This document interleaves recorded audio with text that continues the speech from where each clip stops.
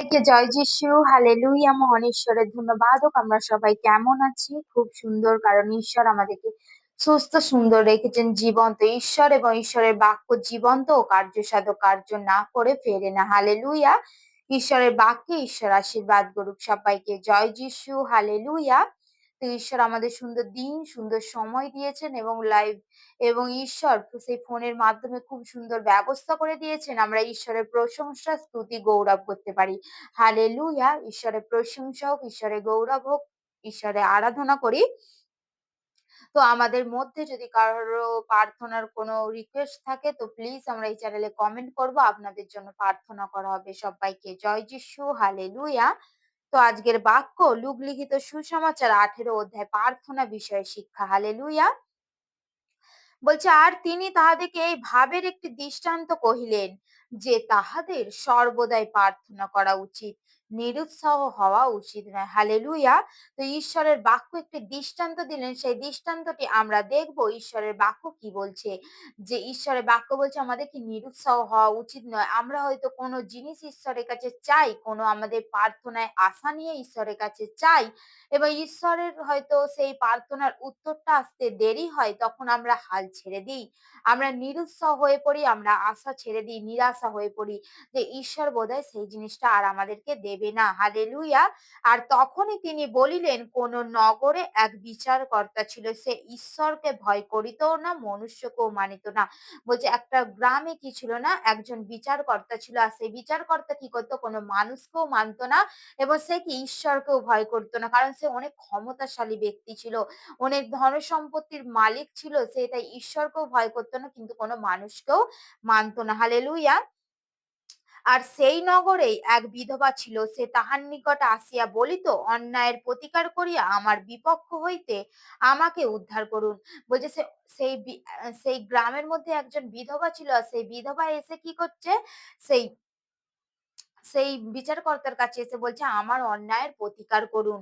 আর বলছে কি, আমার বিপক্ষ হইতে আমাকে উদ্ধার করুন। বিচারকর্তা কিছু কাল পর্যন্ত সম্মত হইল না, কিন্তু পরে মনে মনে কহিল, যদিও আমি ঈশ্বরকে ভয় করি না, মনুষ্যকেও মানি না, তথাপি এই বিধবা আমাকে ক্লেশ দিতেছে, এই জন্য অন্যায় হইতে ইহাকে উদ্ধার করিব। বলছে, যদিও আমি কোনো মানুষকে মানি না এবং কি ঈশ্বরকেও ভয় করি না, কিন্তু এই বিধবা এসে কি করছে না, আমাকে বড্ড জ্বালাতন করছে, বড্ড বিরক্ত করছে, বারবার আসছে বিচারের জন্য। হালেলুয়া। বলছে, পাছে এই বিধবা আমাকে ক্লেশ দিতেছে, এই জন্য অন্যায় হইতে ইহাকে উদ্ধার করিব, পাছে সর্বদা আসিয়া আমাকে জ্বালাতন করিয়া তুলে। পরে প্রভু কহিলেন, শুনো, ওই অধার্মিক বিচারকর্তা কি বলে।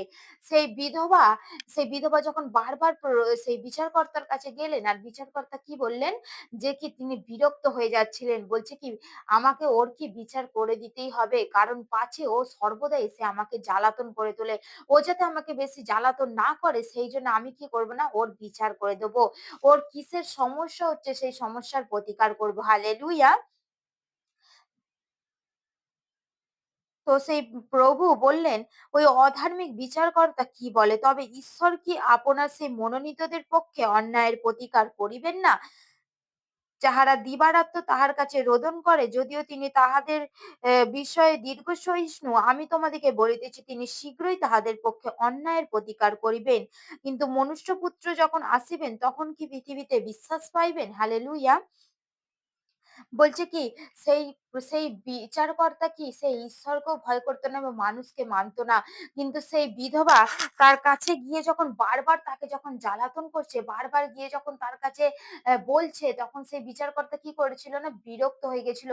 তাহলে ঈশ্বরের বাক্য দৃষ্টান্ত দ্বারা স্পষ্টই আমাদেরকে এই বাক্য বলছে, যে আমরা যেন নিরুৎসাহ না হই, আমরা যেন ঈশ্বরের কাছে যদি কোনো প্রার্থনা চাই, আমরা যেন দুর্বল হয়ে না পারি।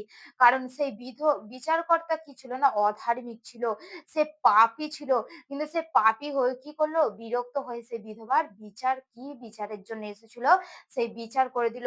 আর ঈশ্বর তো কত মহান ঈশ্বর, তাহলে ঈশ্বর কেন তোমাদের হয়ে সেই বিচার করে দেবেন না? ঈশ্বর কেন তাহলে তোমরা যে বিচার চাইছো ঈশ্বরের কাছে, সেই বিচার ঈশ্বর অবশ্যই করে দেবেন। হালেলুয়া।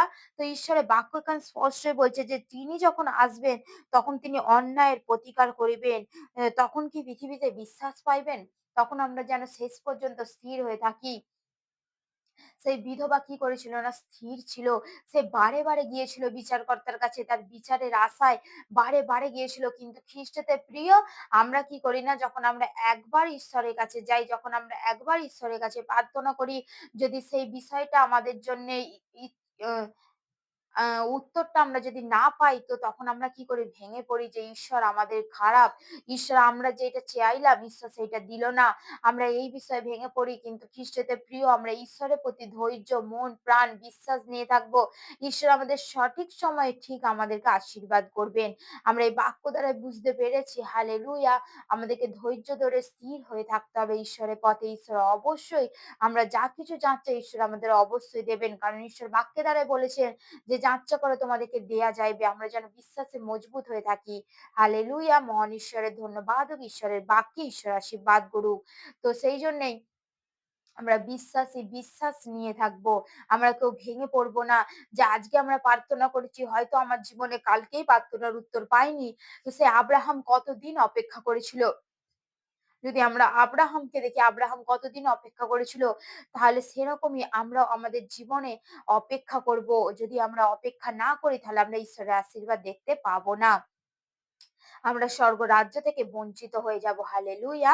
ঈশ্বরের বাক্যে ঈশ্বর আশীর্বাদ করুক সবাইকে। জয় যিশু। Praise the Lord. আমেন।